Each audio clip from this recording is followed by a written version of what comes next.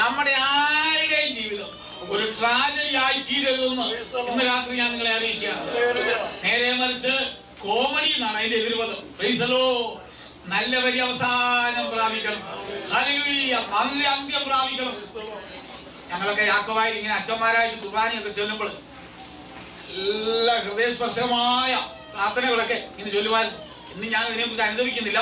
അതൊക്കെ നല്ല കാര്യങ്ങൾ തന്നെയായിരുന്നു. നല്ല ഗീതങ്ങൾ. ഇപ്പോഴും ഞാൻ ആ ഗീതങ്ങളൊക്കെ ഇങ്ങനെ സുറിയാനി ചൊല്ലിച്ചപ്പോൾ സന്തോഷിക്കാറുണ്ട്. Praise the Lord. നിങ്ങളെ ഒന്നും കേൾപ്പിക്കായിരുന്നു. Praise the Lord. ഹല്ലേലൂയ. ആ കൂട്ടത്തിൽ ഇങ്ങനെ ഒരു പ്രാർത്ഥനയുടെ ഒരു ഭാഗം ഞാൻ ഓർക്കുന്നു. കുർബാന ഇങ്ങനെ പരസ്യമായിട്ട് ആരംഭിക്കുന്നതിന് മുമ്പ് ഒരു അപേക്ഷ ചൊല്ലുമ്പോൾ ആ അപേക്ഷയുടെ ഒരു ഭാഗം ഇങ്ങനെയാണ് അവസാനിക്കുന്നത്: സമാധാന മനുഷ്യർക്കുള്ള നല്ല അവസാനത്തിന് ഞങ്ങളെ എല്ലാവരെയും യോഗ്യരാക്കി തീർക്കണമേ. എത്ര നല്ലൊരു വാക്യം, എത്ര നല്ലൊരു പ്രാർത്ഥന. സമാധാന മനുഷ്യർക്ക്, അങ്ങനെ ഒരു കൂട്ടം മനുഷ്യരുണ്ട്. സമാധാന മനുഷ്യർക്കുള്ള നല്ല അവസാനത്തിന് ഞങ്ങളെ യോഗ്യരാക്കി തീർക്കണമേ. ആരോ ഒരു ഭക്തനായ ഒരു മനുഷ്യൻ പറഞ്ഞിട്ടുണ്ട്, ഈ മനുഷ്യരുടെ ഒക്കെ ജീവിതത്തിന്റെ അവസാനം കൊണ്ട് അവരുടെ ജീവിതത്തിന്റെ മുഴുവൻ കാര്യങ്ങളെയും നമുക്ക് അത് വിലയിരുത്താൻ കഴിയുമെന്ന്. എല്ലാവരും ശ്രദ്ധിക്കണേ. ഈ ചില ആളുകളുടെ ജീവിതത്തിന്റെ അവസാനം നമ്മൾ നോക്കിയാൽ വലിയ ട്രാജഡിയായിരിക്കും, ദുരന്തമായി, ഭയങ്കരമായി. എന്നാൽ ഭക്തന്മാരായ ആളുകളുടെ ജീവിതം നമ്മൾ നോക്കിയാൽ അവരുടെ ജീവിതം അസ്തമന സൂര്യനെ പോലെ മനോഹരമായി.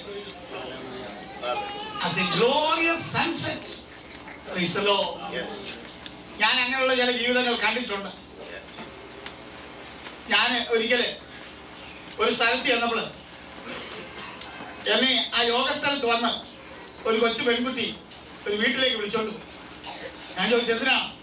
അവിടെ ആ അമ്മച്ചിക്ക് ഭയങ്കരമായ സോക്കേടാണ്, ഇന്ന് പ്രാർത്ഥിക്കാൻ ഞാൻ ചെല്ലണമെന്ന് ആ അമ്മച്ചിക്ക് വലിയൊരു താല്പര്യം. ഞാൻ വഴിയെ ഇങ്ങനെ പോകുമ്പോൾ ആ കൊച്ചോട് ചോദിച്ചു, എന്താ അമ്മച്ചിയുടെ സോക്കേട്?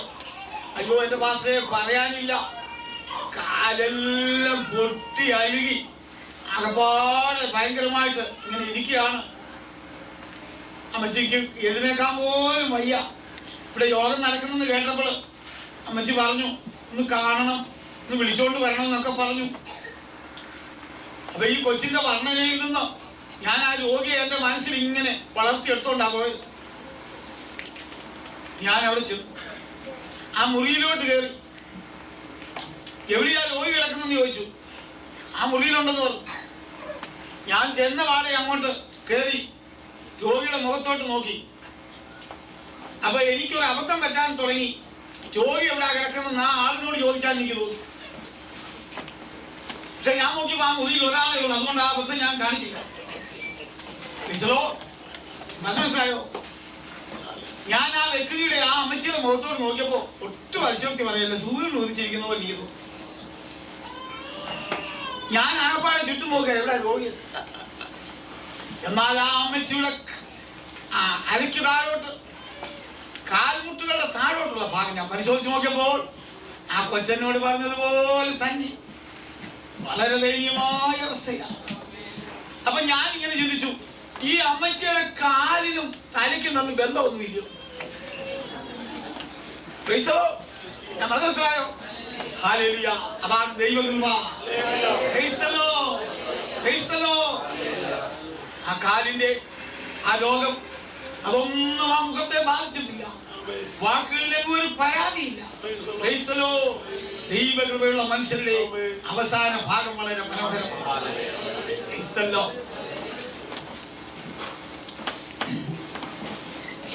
അമസ്യ എന്ന് പറഞ്ഞ രാജാവ് അത് മരിച്ചു. ആ രാജാവിന്റെ ചരിത്രം ഒരാളിൽ പറയുകയാണെങ്കിൽ നന്നായിരുന്നു, എന്നാൽ അവസാനം കൊണ്ട കാടിക്കലത്തിൽ അവസാനിപ്പിച്ചു. എനിക്ക് ഈ പൗലോസ്ലിയുടെ ലേഖനങ്ങൾ വായിക്കുമ്പോൾ, ചില ഭാഗങ്ങൾ വായിക്കുമ്പോൾ അനേക വികാരങ്ങൾ എന്റെ മനസ്സിൽ കൂടി ഇങ്ങനെ കടന്നു പോകാറുണ്ട്. നിങ്ങൾ വായിച്ചിട്ടുണ്ടോ? പൗലോസ്ലിഹ ലേഖനങ്ങളൊക്കെ എഴുതുമ്പോൾ തന്റെ കൂടെ ഉള്ള കൊച്ചു സഹോദരന്മാരെ എല്ലാം വന്ദനം ഇങ്ങനെ അറിയിക്കും. സിൽവാനോസ് വന്ദനം പറയുന്നു, എപ്പോസ് വന്ദനം പറയുന്നു. ഇങ്ങനെ തന്റെ കൂടെ നിൽക്കുന്ന കൊച്ചു സഹോദരന്മാരുടെ വന്ദനം കൂടെ താൻ ഇങ്ങനെ ലേഖനങ്ങളിൽ എടുത്തു പറയാറുണ്ട്. ആ കൂട്ടത്തിൽ നിങ്ങൾക്ക് ഞാനൊരു കൊച്ചു ഹോം സ്റ്റഡി പറയുകയാണ്. 2 പ്രാവശ്യം പൗലോസ് ലേഖനങ്ങൾ എഴുതിയപ്പോൾ അടുക്ക നിന്ന് ഒരാൾ പറഞ്ഞു, പൗലോസേ എന്റെ വന്ദനം കൂടെ ഒന്ന് അറിയിച്ചേക്കണമെന്ന്. ഉടനെ പൗലോസ് എന്ന് പറഞ്ഞത് അറിയാമോ? പൗലോസ് ഉടനെ എഴുതി, ദേമാസ് നിങ്ങൾക്ക് വന്ദനം ചൊല്ലുന്നു. നിങ്ങൾ ഇന്ന് പോയി പരിശോധിച്ച് നോക്കൂ, 2 പ്രാവശ്യം ദേമാസ് നിങ്ങൾക്ക് വന്ദനം ചൊല്ലുന്നു എന്ന് പൗലോസ് എഴുതിയിട്ടുണ്ട്. പക്ഷെ 2 തിമോത്തിയോസ് 4-ാം അധ്യായത്തിൽ എന്റെ അവസാന ഭാഗത്തെ ലേഖനം എഴുതിയപ്പോൾ താൻ പറഞ്ഞു, പോയെന്ന് പറഞ്ഞു. അവൻ പോയി, ദേമാസില്ല, അവൻ പോയി, എന്നെ വിട്ട് തെസ്സലോനിക്കയിലേക്ക് പോയി. ചരിത്രകാരന്മാർ പറയുന്നത് ആ നാളുകളിൽ തെസ്സലോനിക്കായിൽ ഒരു സിൽവർ മൈൻസ് ഓപ്പൺ ചെയ്യുന്ന, വെള്ളി ഖനനം ചെയ്യുന്നതായ ഒരു ഖനി കണ്ടെത്തി. നല്ല ലാഭം ഉണ്ടാക്കാനുള്ള പണി ആണെന്ന് അനേകർ പറഞ്ഞു കേട്ടപ്പം സുവിശേഷകാരെ എടുത്ത് ദൂരെ കളഞ്ഞേച്ച് ദേമാസ് ഒറ്റ ഓട്ടം ഓടിയിട്ട് പിന്നെ ആ വെള്ളിക്കനിയുടെ കുഴിക്കകത്തിയെന്നാ വീണത്. ദേമാസ് എങ്ങനെ പോയെന്നാ പൗലോസ് പറയുന്നത്? He loved the world. വേദപുസ്തകത്തിലെ ഒരു ഫ്രേസ് ആണ് വേൾഡ്. നേരെ ഉണ്ടായിരുന്നു, അതൊക്കെ എന്താണെന്ന് പറയാൻ എനിക്ക് ആഗ്രഹം ഉണ്ടായിരുന്നു. വേൾഡ് എന്ന് പറഞ്ഞാൽ ഏർത്തല്ല, ഈ മണ്ണല്ല. വേൾഡ് എന്ന് പറഞ്ഞാൽ the unsaved system. Praise the Lord. The fallen system. ദൈവത്തിന് കീഴടങ്ങാത്ത വ്യവസ്ഥിതിക്ക് മൊത്തത്തിലുള്ള പേരാണ് ലോകം. ലോകം, ജഡം, ജഡം എന്ന് പറഞ്ഞാൽ unredeemed body. Praise the Lord. Satan എന്ന് പറഞ്ഞാൽ praise the Lord, unredeemed entity, വീണ്ടെടുക്കപ്പെടാത്ത ജീവി. Praise the Lord. നമ്മളൊക്കെയും praise the Lord ലോകത്തിൽ നിന്ന് വീണ്ടെടുക്കപ്പെട്ടവരാണ്. ചില ആളുകൾക്ക് ഒരു അബദ്ധം പറ്റാറുണ്ട്, ലോകത്തിൽ നിന്ന് വീണ്ടെടുക്കപ്പെട്ടതിന് പിന്നെ ലോകക്കാരെ പോലെ ജീവിക്കും. അത് ശരിയാണ്. Price the Lord. അമസ്യാവ്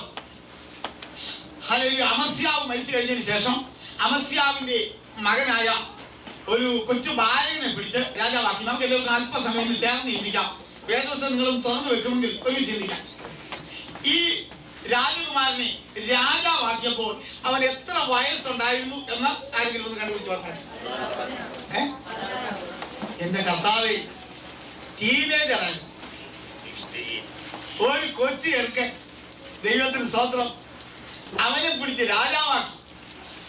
നിങ്ങൾക്ക് ഓർമ്മയുണ്ടല്ലോ, ദാവീദിന്റെ മരണശേഷം ശലോമോനെ രാജാവാക്കി. ശലോമോൻ ഇത് തന്നെയായിരുന്നു അനുഭവം. He was not mature. അവന് പക്വതയില്ലായിരുന്നു, കഴിവില്ലായിരുന്നു. ദൈവം അവന് വെളിപ്പെട്ട് നിന്റെ ആഗ്രഹം എന്താണെന്ന് ചോദിച്ചപ്പോൾ അന്ന് ശലോമോൻ നല്ല വെട്ടിലായിരുന്നു കേട്ടോ. ശലോമോൻ ദൈവത്തോട് പറഞ്ഞു, എനിക്ക് വേറെ ഒന്നും വേണ്ട കർത്താവേ, കടൽപ്പുറത്തെ മണൽ പോലെ അസംഖ്യമായ ഈ ജനത്തെ ഒന്ന് നേരായി ഭരിക്കുവാൻ എനിക്ക് ദിവ്യജ്ഞാനം നൽകണം എന്നവൻ ദൈവത്തോട് പ്രാർത്ഥിച്ചു. ഞാനൊരു ബാലകനാണ്, എനിക്ക് അതിനുള്ള കഴിവില്ലെന്ന് ദൈവത്തോടവൻ തുറന്ന് സമ്മതിച്ചു. അതവൻ അനുഗ്രഹമായി തീർന്നു. ഇവിടെ 16 വയസ്സ് പ്രായമുള്ള ഉസിയാവിനെ പിടിച്ച് അവന്റെ അപ്പനായ അമസ്യാവിന് പകരം രാജാവാക്കി. എന്നിട്ട് നമുക്ക് ആ വാക്യഭാഗങ്ങള് ഒന്നുകൂടെ ഒന്ന് ചിന്തിക്കാം. രാജാവ് തന്റെ പിതാക്കന്മാരെ പോലെ ഇത്ര പ്രാവശ്യ ശേഷം ഏലോത്തിനെ പണിതും അതിന്റെ യഹൂദയ്ക്ക് വീണ്ടും കൊടുത്തും ഇവൻ തന്നെ. ഉസിയാവ് വാഴ്ച തുടങ്ങിയപ്പോൾ അവന് 16 വയസ്സായിരുന്നു. 16 വയസ്സ് മാത്രം പ്രായമായിരുന്നു. അവൻ 52 സംവത്സരം യെരൂശലേമിൽ വാണു. 52 സംവത്സരം യെരൂശലേമിൽ യഹൂദ രാജാക്കന്മാരുടെ ഹെഡ്ക്വാർട്ടേഴ്സിൽ അവൻ ഭരിച്ചു. അവന്റെ അമ്മയ്ക്ക് യൊഹല്യ എന്ന് പേർ. അതൊന്നും വലിയ വിഷയമൊന്നുമല്ല. അവൾ യെരൂശലേംകാരത്തിയായിരുന്നു. അവൻ തന്റെ അപ്പനായ അമസ്യാവ് ചെയ്ത പോലെ യഹോവയ്ക്ക് പ്രസാദമുള്ളത് ചെയ്തു. ചിലര് ഞാൻ എന്റെ അപ്പൻ ചെയ്തതുപോലെ തന്നെ ഞാൻ ചെയ്യുമെന്ന് പറഞ്ഞ് ഇങ്ങനെ ചെയ്യുന്ന ആളുകൾ. എന്നാൽ അപ്പൻ ചെയ്തതുപോലെ ചെയ്യാൻ ഉദ്ദേശിക്കുമ്പോൾ അപ്പൻ ചെയ്ത നല്ല കാര്യം മാത്രമേ പകർത്താവൂ. ഇവനെന്ത് ചെയ്തു? തന്റെ അപ്പനായ അമസ്യാവ് ചെയ്തതുപോലെയൊക്കെയും എന്ത് ചെയ്തു?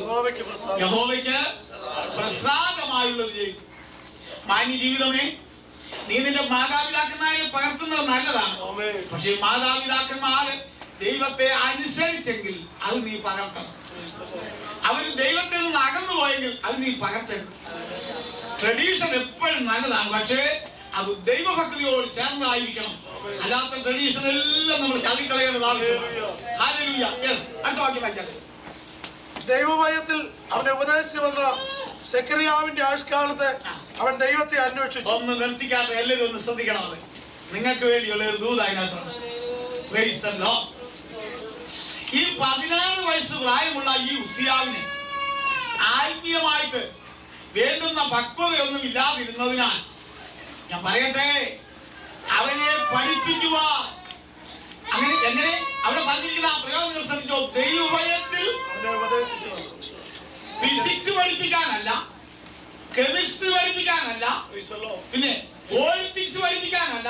അതൊക്കെ തെറ്റാന്ന് ഞാൻ പറഞ്ഞാൽ ധരിക്കരുത്. പക്ഷെ ഇവിടെ ട്യൂട്ടറെ ആക്കിയത് ഏതെങ്കിലും ലോകപ്രകാരമുള്ള വിഷയം പഠിപ്പിക്കാനല്ല, പിന്നെ ദൈവഭയത്തിൽ അവനെ ഉപദേശിപ്പാൻ. നിന്റെ കുഞ്ഞ് നന്നാകണമെങ്കിൽ, അവൻ അനുഗ്രഹം ഉണ്ടാകണമെങ്കിൽ ദൈവഭയത്തിലുള്ള ഉപദേശം കൊടുക്കണം. ദൈവഭയത്തിൽ അവനെ ഉപദേശിക്കുവാൻ ഒരാളിനെ ആക്കി. അവിടെ വന്ന ട്യൂട്ടർ ഉണ്ടല്ലോ, അനുഗ്രഹിക്കപ്പെട്ട ഒരാളായിരുന്നു. ഞാൻ അറിയുന്നിടത്തോളം വേദപുസ്തകത്തിൽ പ്രവാചകന്മാരുടെ നിരയിൽ അതേ ഉൾപ്പെട്ടിരിക്കുന്ന ആ സെക്രട്ടറിയാവാണെന്ന് ഞാനങ്ങ് വിശ്വസിക്കുകയാണ്. ഏതായാലും അദ്ദേഹം ഒരു പ്രവാചകനായിരുന്നു എന്നുള്ളത് വളരെ വ്യക്തമാണ്. വായിക്കാത്ത അദ്ദേഹത്തിന്റെ കാര്യം. സെക്രട്ടറിയാവിന്റെ ആയുഷ്കാലത്ത് അവൻ ദൈവത്തെ അന്വേഷിച്ചു. അത് തമ്മിൽ വളരെ കണക്റ്റഡ് ആണ്. ആ വാക്യം ഒന്നുകൂടെ പുറത്തിറങ്ങി വായിക്കാൻ ഞാൻ അപേക്ഷിക്കുകയാണ്. ദൈവഭയത്തിൽ അവനെ ഉപദേശിച്ചു വന്ന സെക്കറിയാവിന്റെ ആയുഷ്കാലത്ത് അവനെ ഉപദേശിച്ചു വന്ന സെക്കറിയാവിന്റെ കാലത്ത് അവൻ ദൈവത്തെ അന്വേഷിച്ചു. അത് തമ്മിൽ വലിയ ബന്ധമുണ്ട്. കണ്ടീഷനിലാണ് ആ വാക്യം. ഉസിയാ രാജാവ് എപ്പോഴാണ് ദൈവത്തെ അന്വേഷിച്ചത്? ദൈവഭയത്തിൽ അവനെ ഉപദേശിച്ചു വന്ന സെക്കറിയാവിന്റെ കാലത്ത്. ഒരു വ്യക്തി അവനെ ദൈവഭയത്തിൽ വളർത്തുവാനായി അവരെ ആവശ്യമായ നിർദ്ദേശങ്ങളും ഉപദേശങ്ങളും കൊടുത്ത കാലത്താണ് അവൻ ദൈവത്തെ അന്വേഷിച്ചത്. അതിന്റെ അർത്ഥം എന്താണ്? ആത്മീയ കാര്യങ്ങൾക്ക് മാതാപിതാക്കന്മാരെ നമ്മൾ നമ്മുടെ തലമുറയ്ക്ക് പ്രേരണ കൊടുക്കണം. ഇല്ലാതെ അവർ ഓട്ടോമാറ്റിക് ആയിട്ടൊന്നും ദൈവഭക്തരായി തീരുകയില്ല. ഞാൻ കഴിഞ്ഞ ദിവസം ചിലരോടൊക്കെ സംസാരത്തിൽ ഇങ്ങനെ പറഞ്ഞു, ഈ പ്രകൃതിയിൽ നിന്ന് നമുക്ക് പഠിക്കാൻ കഴിയുന്ന ഒരു തത്വം, ഈ കണ്ടത്തില് നെല്ല് തന്നെ ഉണ്ടാകുമെന്ന് പറഞ്ഞ് ഏതെങ്കിലും കർഷകൻ വെറുതെ ഇരിക്കുന്നത് നിങ്ങൾ കണ്ടിട്ടുണ്ടോ? ഇതുവരെ ഞാൻ കണ്ടിട്ടില്ല. ഇയാളില്ലേ തന്നെത്താൻ ചിലപ്പോൾ നെല്ലുണ്ടായിരുന്നു. അങ്ങനെ കാത്തിരുന്നാ നീ വയസ്സിയെന്ന് ഇയാളുകയല്ല. അങ്ങനെ ഒരു കാര്യം ഉണ്ടായി. അതിന് നീ കഷ്ടപ്പെട്ട് നീ കണ്ടതൊക്കെ അടിച്ചു കൂട്ടി അത് വ്യവസ്ഥ പ്രകാരം നീ ഉദ്ദേശിക്കുന്ന വിത്ത് തക്ക സമയത്ത് അതിൽ സ്ഥാപിച്ചെങ്കിൽ മാത്രമേ നിനക്കൊരു വിളവുണ്ടാകൂ. അതേസമയം തന്നെ കളയുണ്ടല്ലോ, വീഡ്സ്, ആരും അതിനു വേണ്ടി ഒന്നും പണിപ്പെടണ്ട. അതിന്റെ വിറ്റ് കൊണ്ടുവരികയും വേണ്ട, അതിന് വളവും അറിയണ്ട. നിങ്ങൾ അതിനെ നിർമ്മാർജ്ജനം ചെയ്യാൻ ശ്രമിക്കുന്നതിന് വിപരീതമായിട്ട് എവിടെങ്കിലും കുറെ എണ്ണം പോകും. കളയ്ക്ക് വേണ്ടി ഒന്നും ചെയ്യണ്ട, എന്നാൽ വിളവിന് വേണ്ടി നിങ്ങളുടെ സർവപരിശ്രമം ചെയ്യേണ്ടത് ആവശ്യമാണ്. ഈ ലോകന്യായമെങ്കിലും നമ്മുടെ ജനങ്ങളൊന്ന് മനസ്സിലാക്കി. ദൈവത്തിന് ഞാൻ ആ ഭാഗം വിസ്തരിക്കുന്നില്ല, പ്രാർത്ഥനയോടെ ഇരുന്നാണ്. ദൈവഭയത്തിൽ അവനെ അഭ്യസിപ്പിച്ച സെക്കറിയാവിന്റെ കാലത്ത് അവൻ യഹോവയെ അന്വേഷിച്ചു. ഇനി ആ വാക്യം തീർന്നില്ല, ശ്രദ്ധിക്കണം. അത് കണ്ടീഷൻ, ആ വാക്യവും കണ്ടീഷനിലാണ്. സെക്കറിയാവ് അവനെ ദൈവകൃപയിൽ അഭ്യസിപ്പിച്ചിടത്തോളം കാലം അവൻ ദൈവത്തെ അന്വേഷിച്ചു. അവൻ ദൈവത്തെ അന്വേഷിച്ചിടത്തോളം കാലം ദൈവത്തെ അഭിവൃദ്ധി ചെയ്തു. നമ്മുടെ ജീവിതത്തിന്റെ സകല കാര്യങ്ങളും വ്യവസ്ഥാപിതമാണ്, കണ്ടീഷനിലാണ്.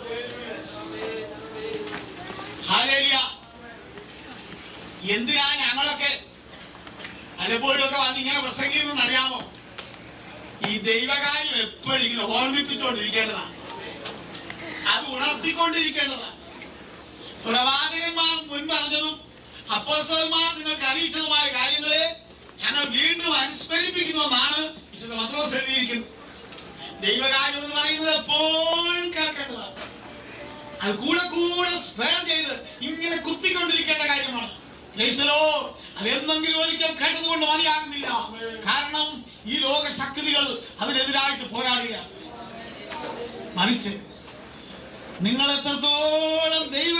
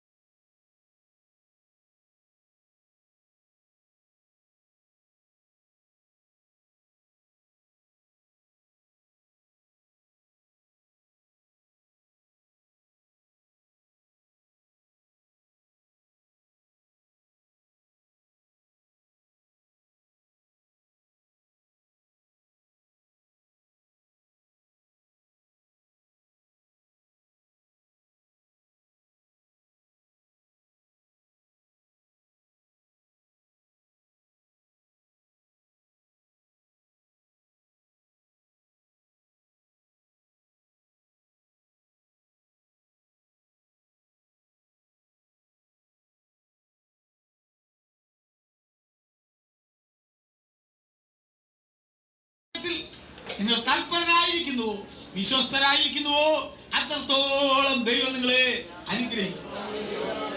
നിങ്ങൾ ദൈവത്തോട് കാണിക്കുന്ന മനോഭാവത്തിനനുസരിച്ചിരിക്കും നിങ്ങളുടെ ജീവിതത്തിന്റെ അത് മുന്നോട്ടുള്ള പ്രയാണം.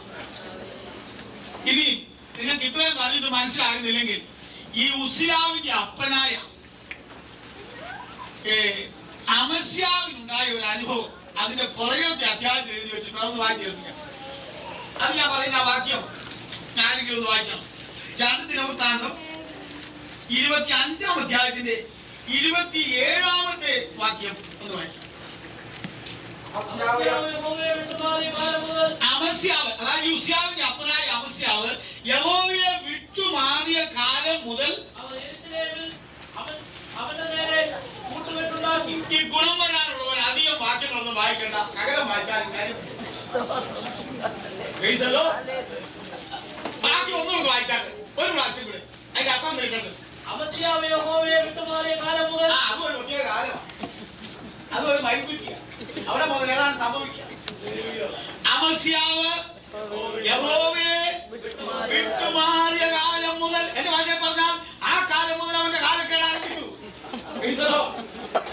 അമസ്യാവ് യഹോവയെ വിട്ടുമാറിയ കാലം മുതൽ അവർ എന്ന് പറഞ്ഞാൽ അവന്റെ ശത്രുക്കൾ, അമസ്യാവിന്റെ ശത്രുക്കൾ ഇതുവരെ അവർക്ക് ഇവന്റെ നേരെ കയറി വരുവാൻ സാധ്യമല്ലായിരുന്നു. കഴിഞ്ഞ രാത്രി പറഞ്ഞ ഓർക്കുന്നുണ്ടോ? എന്റെ പ്രിയൻ ഫലവത്തായ ഒരു കുന്നിന്മേൽ ഒരു തോട്ടമുണ്ടാക്കി വേലി കെട്ടി. സാത്താൻ യോബിനെ ആക്രമിക്കാൻ നോക്കിയപ്പോൾ ഒരു തടസ്സം കാണുന്നു, ഒരു ഫെൻസിങ് കാണുന്നു, ഒരു വേലിക്കെട്ട് കാണുന്നു. അതിൽ എഴുതി വെച്ചിരിക്കുന്നു ദൈവം കെട്ടിയതാണ്. അത് പൊളിക്കാൻ സാത്താന്റെ കൈകൾക്ക് ബലമില്ലായിരുന്നു. എന്നാൽ ദൈവം തന്നെത്താൻ വേലി പൊളിക്കുമെന്ന് കഴിഞ്ഞ രാത്രി ഞാൻ പറഞ്ഞു. അത് പൊളിച്ചാൽ ആ വിളവിന് അയ്യോ കഷ്ടം.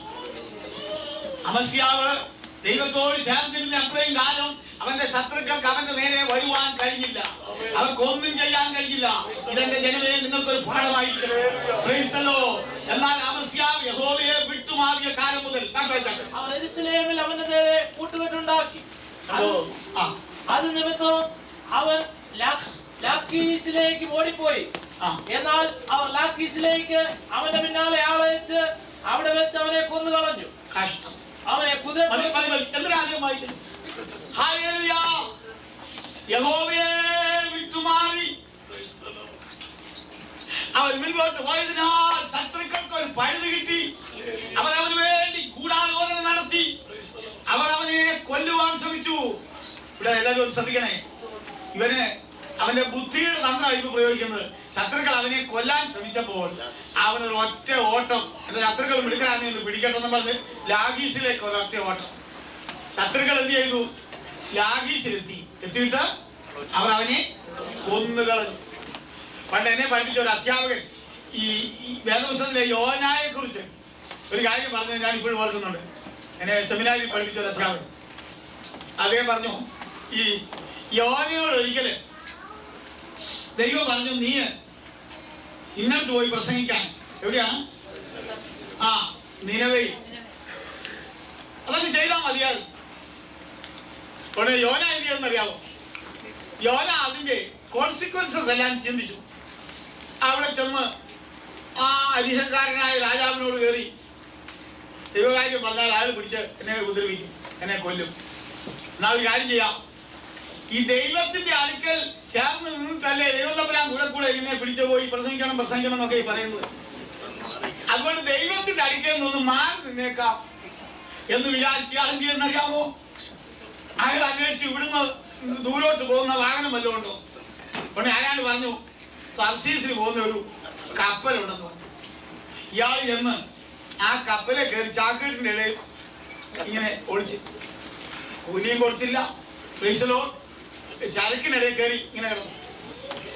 ആരെങ്കിലും ഇയാളോട് ചോദിക്കാതിരിക്കട്ടെ, യോന നീ എന്തിനാണ് വന്ന് കിടക്കുന്നത്? അതെ, ദൈവം കണ്ടുപോയാൽ ഉടനെ ഇതൊന്ന് പ്രസംഗിക്കാൻ പറഞ്ഞു. അതുകൊണ്ട് ദൈവത്തിന്റെ ആ കയ്യിൽ നിന്ന് രക്ഷപ്പെടാൻ വേണ്ടിയാ. അത് എങ്ങോട്ടാ പോകുന്നത്? ഈ കപ്പൽ എങ്ങോട്ടാ പോകുന്നത്? തർശീസിലോട്ട്. അവിടെ ചെന്നാലോ? അവിടെ ചെന്നാലേ ദൈവനെ കാണുക. ദൈവത്തിൽ നിന്ന് ഒത്തിരി ദൂരെയാണ്. അവസാനം നിങ്ങൾക്കറിയാമല്ലോ, ഭയങ്കരമായ തിരമാല ഉയർന്ന സമയത്ത് കപ്പലിലുള്ള ആളുകളെല്ലാം കൂടെ കൂടി നിലവിളിച്ച് അവസാനം ഈ കപ്പലിനകത്ത് കയറിയ ആളുകളുടെ എല്ലാം കൂടെ പേരെഴുതി ചീട്ടിട്ടു. ആരുടെ നിമിത്തമായി ഉണ്ടായതെന്ന് അവരന്വേഷിച്ചപ്പോ ഒരുത്തന്റെ പേര് കിട്ടി. ആ ഡെക്കിലുണ്ടായിരുന്ന ആളുകളെ മുഴുവൻ ഇന്റർവ്യൂ ചെയ്തിട്ട് അവരെ ഒന്നും പേരല്ല.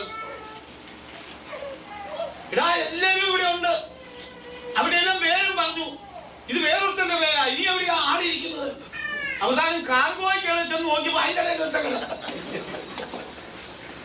അവനെ ഇങ്ങോട്ട് പിടിച്ചുകൊണ്ട് വന്ന് പരസ്യമായിട്ട് അങ്ങോട്ട് നിർത്തിയിട്ട് ഒരു ഡസൻ ചോദ്യങ്ങൾ അങ്ങോട്ട് ചോദിച്ചത്. നീ ആര്? നീ എവിടുത്തുകാരൻ? എവിടുന്ന് വരുന്നു? ഏത് ജാതിക്കാരൻ? തൊഴിലെന്ത്? ആകപ്പാടെ കാര്യങ്ങൾ അവതാളത്തിലാക്കിയ ചോദ്യം കിടന്നുറങ്ങ. എന്റെ ദൈവമേ, അവനോട് ചോദിച്ചപ്പോൾ അവന്റെ പാരമ്പര്യം പറഞ്ഞു കേൾക്കാം. ഇതുപോലെ നമ്മുടെ അവസ്ഥ.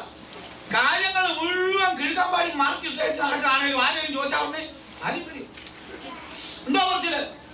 ഞാൻ ആരാന്നറിയാമോ? ഞാൻ കടലും കരയും ഉണ്ടാക്കി യഹോവയെ വഹിച്ചു വരുന്നു. എബ്രാഹിനാ പറയാ. അപ്പൊ ഇവന്റെ ദൈവം കടലും കരയും ഉണ്ടാക്കിയ ദൈവമാണ്. ആ കപ്പലിലുള്ള ആളുകളെല്ലാം ഓരോ ലോക്കൽ ബോർഡിനെ ഭജിക്കുന്നവരാ. ഓരോ കൊച്ചു സ്ഥലത്തിന്റെ, ഓരോ ദ്വീപിന്റെ, ഓരോ പട്ടണത്തിന്റെ, ഓരോ ഗ്രാമത്തിന്റെ ഒക്കെ ദൈവങ്ങളെയാണ് ഇതൊക്കെ എല്ലാം സേവിക്കുന്നത്. എന്നാൽ ഈ ഒരുത്തം മാത്രം പറയുന്നത് കടലും കരയും ഉണ്ടാക്കിയ ദൈവത്തെയാണ് ഭജിക്കുന്നത്. ഉടനെ ആ കപ്പലിൽ യാത്ര ചെയ്ത ആളുകൾ അവനോട് ചോദിച്ചു കേൾക്കണോ, നീ എന്തിനാണ് ചെയ്തത് എന്ന് പറഞ്ഞാൽ അർത്ഥം മനസ്സിലായോ? എടാ, കടലും കരയും ഉണ്ടാക്കി യഹോവയെ ഭജിക്കുന്ന നീ ആ യഹോവയുടെ കയ്യിൽ നിന്ന് രക്ഷപ്പെടാൻ കടലിൽ കൂടെ എന്തിനാ പോയത്? അതാ ചോദ്യം. ഞാൻ പലപ്പോഴും പറയാറുണ്ട്, ഈ യോനായുടെ ചിന്താക്കുഴപ്പത്തിന് മറുപടി പറയുന്നത് 139 സങ്കീർത്തനക്കാരനാണ്. എന്താണെന്നറിയാമോ? ഓ, ഞാൻ നിന്റെ തിരുസന്നിധി വിട്ട് എവിടെ പോയി ഒളിക്കും? ഞാൻ സമുദ്രത്തിന്റെ അറ്റത്തോയി പാർത്താൽ അവിടെ നിന്റെ കൈ എന്നെ പിടിക്കും. ഞാൻ ഇരുട്ടിൽ ഒളിക്കാമെന്ന് വെച്ചാൽ ഇരുൾ പോലും നിനക്ക് മറവായിരിക്കയില്ല. അതുകൊണ്ട് ദൈവത്തിൽ നിന്ന് അകന്ന് രക്ഷപ്പെടാമെന്ന് ആരും വിചാരിക്കണ്ട. ഇവിടെ അമസ്യാവിന് പറ്റിയ പറ്റെന്താന്ന് ചോദിച്ചാൽ, അമസ്യാവ് ദൈവത്തെ വിട്ട് നടക്കുന്ന സമയത്ത് ശത്രുക്കളവനെ പിടിക്കാൻ വന്നപ്പോൾ അവൻ ദൈവത്തിന് കീഴടങ്ങേണ്ടതിന് പകരം, ദൈവത്തോട് യോജിക്കേണ്ടതിന് പകരം അവൻ സ്വന്തം പരിശ്രമത്താൽ രക്ഷപ്പെടുവാനായിട്ട് ലാഖീശിലേക്ക് ഓടി. എന്നാൽ ശത്രുക്കൾ ഓടി വന്ന് അവനെ പിടിച്ചു. അവൻ കൊല്ലപ്പെടുകയും ചെയ്തു. ഇത് നമ്മുടെ ജനങ്ങളൊന്നും പഠിച്ചിരുന്നെങ്കിൽ നന്നായി. പ്രശ്നങ്ങൾ വരുമ്പോ ആ പ്രശ്നങ്ങളുടെ ഉൽപ്പത്തി നമ്മൾ ദൈവത്തിൽ നിന്ന് വിട്ടു നിൽക്കുന്നത് കൊണ്ടാണ് നമ്മൾ മനസ്സിലാക്കുന്നത്. ഹല്ലേലൂയ. നമ്മുടെ ജീവിതം നമ്മൾ ദൈവസന്നിധിയിൽ ക്രമപ്പെടുത്തുമ്പോ നമ്മുടെ പ്രശ്നങ്ങൾ ഇല്ലാതെ പോവുകയാണ്. നമ്മൾ ദൈവസന്നിധിയിൽ ദൈവത്തിന്റെ വീട്ടിൽ ആകേണ്ടതുപോലെ ആകുമ്പോൾ നമ്മുടെ ശത്രുക്കൾ പരാജയപ്പെടുകയാണ്. ഒരു ഉദാഹരണം, ഒരു സങ്കീർത്തനക്കാരൻ പറഞ്ഞൊരു വാക്യം എന്റെ മനസ്സിൽ വരുന്നു. നിങ്ങൾ ആ വാക്യം കണ്ടുകൊണ്ടായിരിക്കുമെന്ന് വിശ്വസിക്കുന്നു. ഞാൻ ദൈവത്തെ വിളിച്ചപേക്ഷിക്കാൻ തന്നെ എന്റെ ശത്രുക്കൾ പിന്തിരിയുന്നു. തന്റെ ജീവിതത്തെ ക്രമപ്പെടുത്തുന്നവൻ ഞാൻ ദൈവത്തിന്റെ രക്ഷയെ കാണിക്കും. രക്ഷപ്പെടാൻ വേറെ ഒരു മാർഗവുമില്ല. ദൈവസന്നിധിയിൽ ക്രമപ്പെടുകയല്ലാതെ വേറെ രക്ഷമാർഗമില്ല. എല്ലാവരും കർത്താവിനെ സ്തുതിക്കാൻ. ഹല്ലേലൂയ. ഈ അപ്പന്റെ അനുഭവം കണ്ടിട്ട് പോലും ഉസിയ രാജാവിൽ നിന്ന് പാഠം പഠിച്ചില്ലല്ലോ എന്ന് ഞാൻ ഓർക്കുകയാണ്. ദൈവത്തിന് സ്തോത്രം ഉണ്ടാകട്ടെ.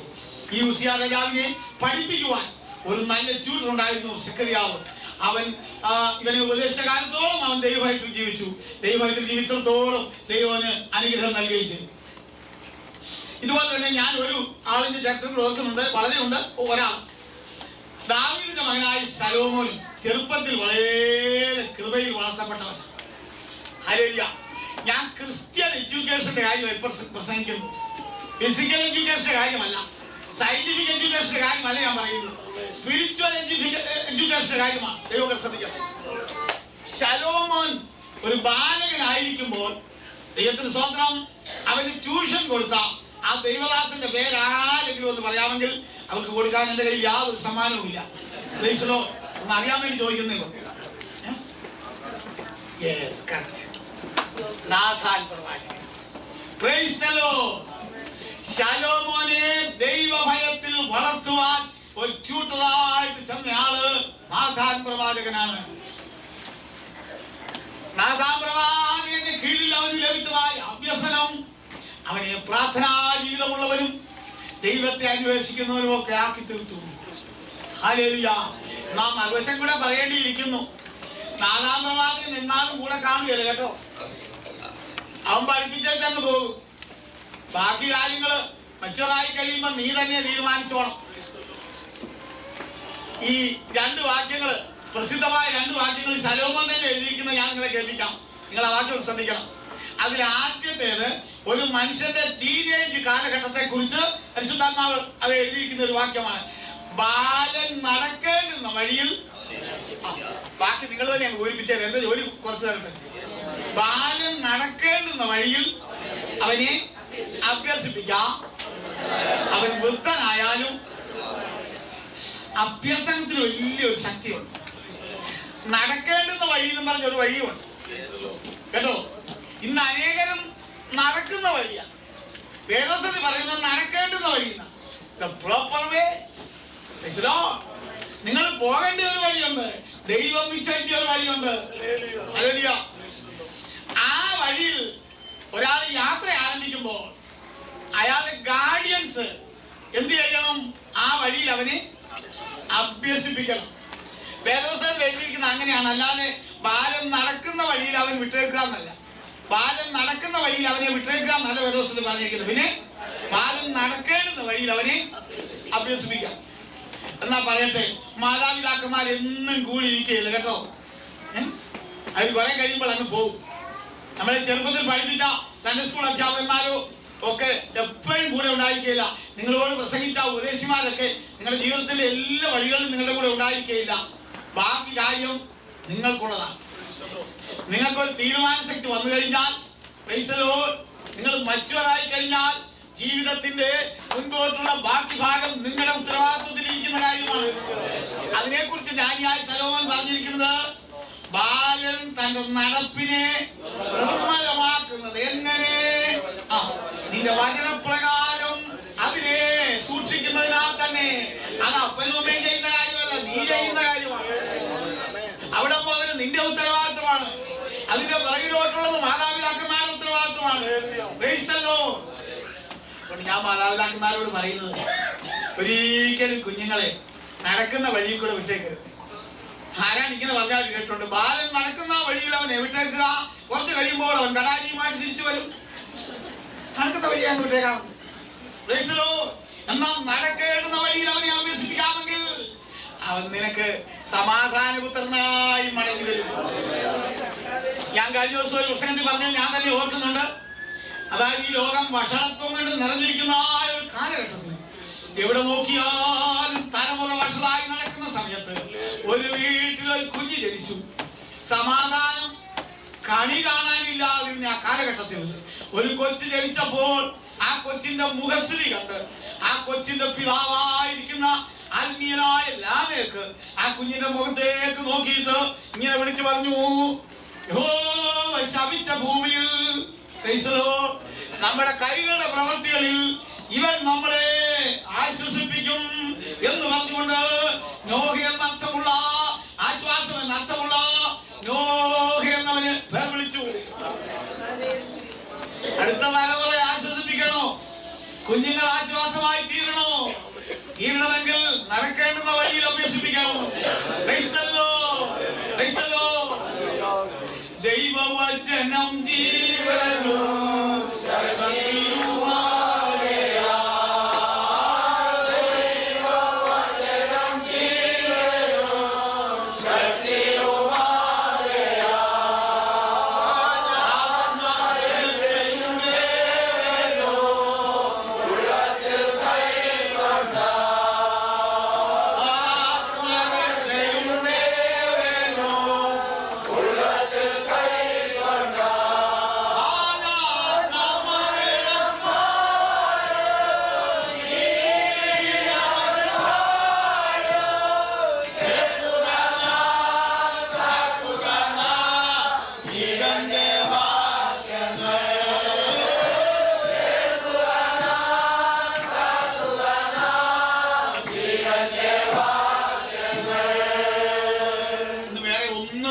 ഭവനത്തിൽ ഇത് മാത്രം പറഞ്ഞുകൊണ്ട് ഞാൻ തൃപ്തൻ. കുഞ്ഞുങ്ങളെ ദൈവഭയത്തിൽ വളർത്തുന്ന മാതാപിതാക്കളെ, സെക്കറിയാവിന്റെയും 4-ാം പ്രവാചകന്റെയും ജോലി ഏറ്റെടുത്തിരിക്കുന്ന മാതാപിതാക്കളെ, നിങ്ങൾ ധന്യരാണ്. നിങ്ങൾക്ക് സമാധാനം ഉണ്ടാകും. പറയുമ്പോൾ ചില കൊച്ചു സംഭവങ്ങളൊക്കെ എന്റെ മനസ്സിൽ ഇങ്ങനെ വരികയാണ്. ഞാൻ ഇടയ്ക്ക് എവിടെയോ ഞാൻ താമസിച്ച വീടുകളിലൊക്കെ ഞാൻ ഇത് ഇടയ്ക്കിടയ്ക്ക് പറയുന്നുണ്ടായിരുന്നു ഈ സംഭവങ്ങളൊക്കെ. അത് കേൾക്കാത്ത എനിക്ക് വേണ്ടി ഞാൻ പറയാം. എനിക്ക് കേരളത്തിലുള്ള ഒരു വീടറിയാം. ഒട്ടുപേര് പറയില്ല.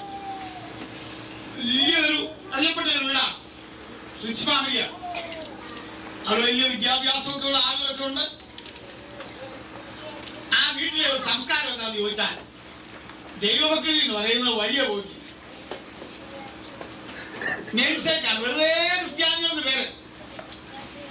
ആ വീട്ടില് ഒരു വലിയ ബിരുദധാരിയായ ഒരാളിന്റെ ഒരു കൊച്ചു പെൺകുട്ടി, ഞാൻ പറയുമ്പോൾ നിങ്ങൾക്ക് അല്പം തോന്നുമായിരിക്കും. ആ കൊച്ചു പെൺകുട്ടിയെ അതിന്റെ അമ്മ, ധിക്കാരിയായ അമ്മ, അവൾ വളരെ പരിഷ്കൃത വനിതയാണെന്നൊക്കെയാണ് ഞങ്ങളുടെ നാട്ടിലെ ആളുകൾ പറയുന്നത്. ഒരു ഫാഷൻ ലേഡിയാണ്. ദൈവഭയം എന്ന് പറയുന്ന വഴിയെ പോയിട്ടില്ല. 5 or 6 വയസ്സ് പ്രായമുള്ള ഈ പെങ്കൊച്ചിനെ ഈ തള്ള പഠിപ്പിച്ചിരിക്കുന്നത് എന്താണെന്നറിയാമോ? ആര് വീട്ടിൽ വന്നാലും ചീത്ത പറയാം. ഒരു പ്രത്യേക ട്രെയിനിങ്ങാണ് അത് കൊടുത്തിരിക്കുക. ഇങ്ങനെ പലരും പറഞ്ഞ് ഞാൻ കേട്ടിട്ടുണ്ട്. പക്ഷെ ഒരിക്കൽ എനിക്ക് നേരിട്ട് അനുഭവപ്പെട്ടു. ഞാനന്ന് ഹൈസ്കൂളിൽ പഠിച്ചുകൊണ്ടിരിക്കുകയാണ്. ഞാൻ ഏതോ ഒരു ആവശ്യത്തിന് ഈ വീട്ടിലൊന്ന് ചെല്ലേണ്ടതായിട്ട് വന്നു. ഇതിലോ ഞാൻ ചെന്നുള്ള ഈ കൊച്ച് ഇറങ്ങി എന്റെ അടുക്ക വന്നു. എന്നെ നോക്കിയിട്ട് ആ പതിവിൻപടിയുള്ള 2-3 ചീത്ത പലരെയും വിളിച്ചതാണ്. എനിക്കും ഉള്ള വീതം ഓർക്കാപ്പുറത്തായതുകൊണ്ട് എനിക്ക് പെട്ടെന്നൊരു ഷോക്ക് പോലായി. ഈ കൊച്ചിനോട് ഞാൻ എന്താ ചെയ്യേണ്ടത്, എന്താ പറയേണ്ടതെന്ന് വിചാരിച്ച് ഞാൻ അവിടെ നിന്നു. ഞാൻ രക്ഷിക്കപ്പെട്ടതൊക്കെ ആണെങ്കിലും ആദാമ്യ പ്രകൃതിയുടെ ഒരു ചെറിയ അംശം എന്റെ അകത്ത് കിടപ്പുണ്ടാകുന്നതുകൊണ്ട് ഞാൻ ആ കൊച്ചിനെ അടുത്ത് വിളിച്ചു. ഞാൻ പറഞ്ഞു, മോളെ ഇപ്പൊ വിളിച്ചതില്ലേ ഡാഡിയുടെ പേരാ, എന്റെ പേര് വേറെയെന്ന് പറഞ്ഞു. ആ കൊച്ചിന്റെ ജീവിതത്തിലെ പുതിയ അധ്യായം കൊച്ചകത്തോട്ട് പുറത്ത് പോകാണ്ടു മമ്മിയോട് പറയാനായിട്ട്. ഞാൻ ആ സമയത്ത് കൊണ്ട് ഞാൻ വീട്ടിൽ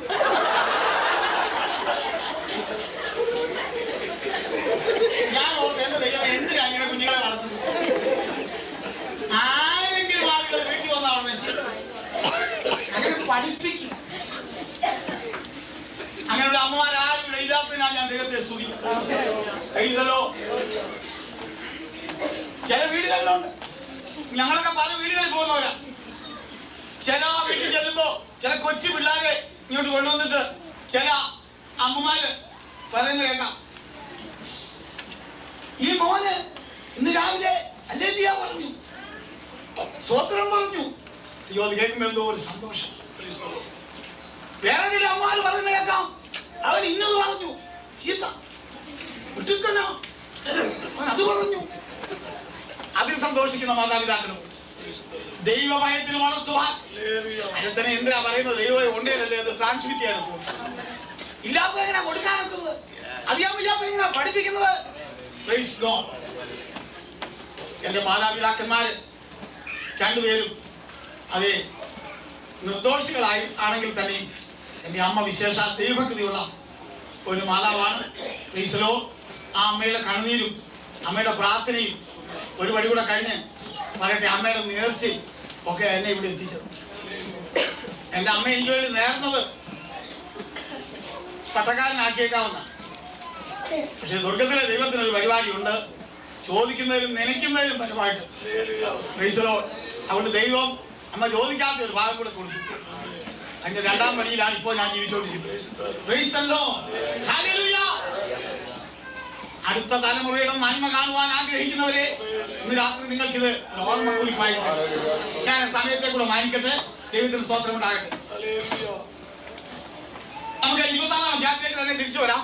2-26-26 അധ്യായമാണല്ലോ നമ്മൾ ചിന്തിക്കുന്നത്. അതിന്റെ 5-ാം വാക്യം വരെ നമ്മൾ വായിച്ചു തീർത്തു. അതായത് അവൻ ദൈവഭയത്തിൽ സെഖര്യാവ് അവനെ അഭ്യസിപ്പിച്ചു. ആ കാലം വരെയും അവൻ ദൈവത്തെ അന്വേഷിച്ചു.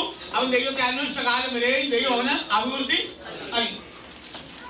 ഇനി താഴോട്ട് വളരെ വാക്യങ്ങളുണ്ടെങ്കിലും അതിന്റെ സാമ്പിൾ 2-3 വാക്യങ്ങൾ വായിക്കാം. എല്ലാം വായിക്കാൻ നേരമില്ലാത്തതുകൊണ്ട് 6-ാം വാക്യം മുതൽ ചില വാക്യങ്ങൾ മാത്രം വായിക്കാം. അവൻ പുറപ്പെട്ട് പെലിസ്ത്യരോട് യുദ്ധം ചെയ്തു. ഗത്തിന്റെ മതിലും യബ്നയുടെ മതിലും അസ്തോസിന്റെ മതിലും ഇടിച്ചു കളഞ്ഞു. അസ്തോസ് നാട്ടിലും ഫെലിസ്ത്യരുടെ ഇടയിലും പട്ടണങ്ങൾ പണിതു.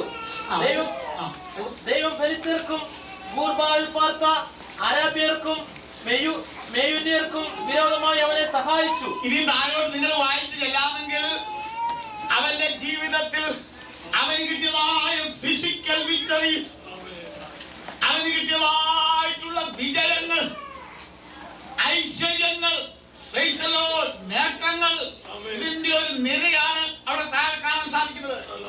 ഇതിന്റെ എല്ലാം കാരണം എന്താണെന്നറിയാമോ? അവിടെ എഴുതിയിരിക്കുന്ന ദൈവം അവനെ സഹായിച്ചു. ശത്രുക്കൾക്കെതിരെ ദൈവം അവനെ സഹായിച്ചു. അവൻ ചെന്നിടത്തെല്ലാം ശത്രുക്കൾ അവന് കീഴടങ്ങി. അവൻ ശത്രുക്കളെ ഓടിച്ചു. അവൻ ശത്രുക്കളുടെ അതിർത്തികൾ കടത്തി കയറി പട്ടണങ്ങൾ പണിതു. ദൈവം തമ്പുരാൻ ഒരുത്തൻ അനുകൂലമായിരിക്കുകയാണെങ്കിൽ ശത്രു ഒന്നും ഒരു പ്രശ്നമല്ല. സങ്കീർത്തനക്കാരൻ പറയുന്നത്, നിന്നാൽ ഞാൻ പഴക്കൂട്ടത്തിന് നേരെ പാഞ്ഞു ചെല്ലും, പിന്നെ എന്റെ ദൈവത്താൽ ഞാൻ മതിൽ ചാടി കിടക്കുമെന്നാണ്. ഞാൻ എന്റെ പ്രിയപ്പെട്ടവരോട് കാര്യം പറയട്ടെ, ദൈവകൃപ എന്ന് പറയുന്നത് ഒരു ചെറിയ കാര്യമല്ല. നിങ്ങൾ ആരെങ്കിലും അതിനെ ചെറിയ കാര്യങ്ങളുടെ കൂട്ടത്തിൽ എഴുതിയിട്ടുണ്ടെങ്കിൽ ഇന്ന് രാത്രി ഒന്ന് പൊളിച്ചെഴുതണം. ഞാൻ ധാരാളം പുസ്തകങ്ങൾ വായിക്കുന്ന ഒരു പ്രകൃതി എനിക്കുണ്ട്. ഞാനും ഈ ചാക്കോസാറിന്റെ കാര്യം പറഞ്ഞ പോലെ രാത്രി കിടന്ന് പുസ്തകത്തൊക്കെ സ്വപ്നം കാണുന്ന ഒരാളാണ്. ഞാൻ ഒരിക്കലും ഒരു പുസ്തകം വായിച്ചപ്പോൾ എനിക്ക് ഒരിക്കലും മറക്കാൻ കഴിയാത്ത ഒരു കഥ അതിൽ നിന്ന് കിട്ടി. ആ കഥ ഇങ്ങനെയാണ്. ഒരിക്കലും ഒരു ദൈവഭക്തനായ ഒരു രാജാവ് ആഫ്രിക്കയിലാണെന്ന് തോന്നുന്നു, ശത്രുക്കളോട് യുദ്ധം ചെയ്തിട്ട് ഈ രാജാവ് തോറ്റുപോയി. തോറ്റിട്ട് ജീവരക്ഷയ്ക്ക് വേണ്ടി ഇദ്ദേഹം ഓടുകയാണ്. ഒരു കുന്നിനെ ചുറ്റി ഇങ്ങനെ ഓടുകയാണ്. ശത്രുക്കൾ അശ്വാരൂഢന്മാരായ അത് ആളുകൾ, കുതിരപ്പുറത്ത് വാളേന്തിയതായ ശത്രുക്കൾ അവന്റെ പുറകെ അവനെ പിൻപറ്റുകയാണ്. ഒരു തരത്തിലും രക്ഷപ്പെടാൻ നിവൃത്തിയില്ല. അയ്യോ, ഞാൻ ഇപ്പൊ പിടിക്കപ്പെടുമല്ലോ എന്ന് വിചാരിച്ച് അവനിങ്ങനെ ഓടുമ്പോൾ പെട്ടെന്ന് അവൻ നോക്കിയപ്പോൾ ആ ഗുഹയുടെ ഒരു ഭാഗത്ത്, അല്ലെ ആ കുന്നിന്റെ ഒരു ഭാഗത്തായിട്ട് ഒരു വിള്ളൽ കണ്ടു. ഒരാൾക്ക് കഷ്ടിച്ച് കയറി ഇരിക്കാവുന്ന ഒരു വിള്ളൽ കണ്ടു. അന്നേരത്തെ പാരവേശത്തിനിടയ്ക്ക് അവൻ പെട്ടെന്ന് അങ്ങോട്ട് ഓടിക്കേറിയപ്പോൾ അതിനകത്തൊരു വലിയ വിസ്താരമുള്ള ഒരു ഗുഹയാണ്. അവനത് ആ ഉള്ളിലേക്ക് അങ്ങ് പോയി. അവൻ അതിനകത്ത് ഇങ്ങനെ ഇരിക്കുന്ന നേരത്ത് ഈ ഗുഹയുടെ വാതിൽക്കൽ കൂടെ കുതിരക്കുളമ്പടികളുടെ ശബ്ദം കേട്ടു. കാരണം അവന്റെ പുറകെ വന്ന പട്ടാളക്കാര് അതിവേഗം വരികയാണ്. വരുമ്പോൾ ഇവൻ കയറി ഒളിച്ചവരെ അവർ അറിയുന്നില്ല. അവര് ഈ ഗുഹയുടെ മുഖത്തുകൂടി അവരിങ്ങനെ ഓടിച്ചു പോവുകയാണ്. അവൻ ഈ കുന്നു ചുറ്റി 1-2 റൗണ്ട് ഓടിയതിനു ശേഷം അവർ തമ്മിൽ പറഞ്ഞു, ആ മനുഷ്യൻ എവിടെ പോയി? കാണുന്നില്ലല്ലോ. നമ്മളിപ്പോ വെറുതെ 5-6 വലം വെറ്റിയിലൊക്കെ നടന്നു, അതെന്നും എവിടെ പോയെന്ന് ഒരു പിടിയുമില്ല. അത് നിന്നപ്പോഴാണ് എവിടെ മറഞ്ഞുപോയി. എന്ത് സംഭവിച്ചു? ഒടുവില് അവരിങ്ങനെ പല കാര്യങ്ങൾ പറഞ്ഞ് ഈ ഗുഹയുടെ അടുക്ക വരികയാണ്. ശ്രദ്ധിക്കണം, ഈ ആളുകളുടെ ഷൂസിന്റെ ശബ്ദം, പട്ടാളക്കാരുടെ ഷൂസിന്റെ ശബ്ദം ഈ രാജാവ് ഇരിക്കുന്ന ഗുഹയുടെ വെളിയിൽ കേൾക്കുകയാണ്. അപ്പോഴേ രാജാവ് ഒതുക്കെ ചങ്കത്ത് കൈവെച്ചെന്റെ ദൈവമേ, മരണവും ഞാനുമായിട്ട് ഒരടി മാത്രമേ ഇനി അകലെ ഉള്ളൂ. അവർ ഈ ഗുഹ കണ്ടുപിടിക്കും, എന്നെ അകത്ത് കയറി പിടിക്കും. അതുകൊണ്ട് രാജാവ് തന്റെ അവസാനത്തിന് വേണ്ടി ഇങ്ങനെ ഒരുങ്ങുകയാണ്. അങ്ങനെ ഇരിക്കുമ്പോൾ ഒരാൾ പറയുന്നു, ഈ പട്ടാളക്കാരുടെ കൂട്ടത്തിൽ ഒരാൾ പറയുന്നു, അയാൾ ഇവിടെ എവിടെയെങ്കിലും ഒളിച്ചിരിപ്പുണ്ട്. അല്ല, അതായത് പോകാൻ നേരമായിട്ടില്ല, പോയാൽ നമുക്ക് കാണാം. എന്നാ എവിടെ ഒളിച്ചിരിക്കുന്നത്? നമ്മളിങ്ങനെ സംഭാഷണം നടക്കാം. ഉടനെ ഒരാൾ പറയുന്നു, നമ്മുടെ അടുത്തൊരു ഗുഹ കാണുന്നു. രാജാവിന്റെ ചങ്കിന്റെ ഇടിപ്പ് ചെവി കേൾക്കാം. ഗുഹ കണ്ടെത്തി, പട്ടാളക്കാർ ഗുഹ കണ്ടെത്തി. ഇനിയും അങ്ങോട്ട് കയറുന്ന താമസമേ ഉള്ളൂ, മരണമായിട്ട് ഒട്ടും അകലില്ല. പട്ടാളക്കാരകത്തോട്ട് കയറി വരുന്നത് കാണുവാൻ ആ ഭയങ്കര മുഹൂർത്തത്തെ അഭിമുഖിക്കാനായിട്ട് രാജാവ് ഇങ്ങനെ ഭയത്തോടെ ഒരുങ്ങിയിരിക്കുമ്പോൾ വെളിയിൽ പിന്നെ ഒരു പട്ടാളക്കാരൻ പറയാണ്, ഇതിനകത്ത് കയറി ഇരിപ്പുണ്ടെന്നോ? ഒരിക്കലും ഇല്ല. നിങ്ങൾക്ക് വേണേൽ കയറി നോക്ക്, ഞാൻ എന്നും വരുന്നില്ല. പിന്നെ മറ്റുള്ള പട്ടാൾക്കാർ ചോദിച്ചാൽ എന്താ? മനുഷ്യനായ ബുദ്ധി വേണം. ചുമ്മാ വല്ലതും പറഞ്ഞാലൊക്കെ ഇല്ല. അതെന്തുവാ? ഞാൻ രാജാവ് ഇതിനകത്ത് കയറിയിട്ടില്ലെന്ന്. കാരണം നിങ്ങൾ നോക്കണ്ട.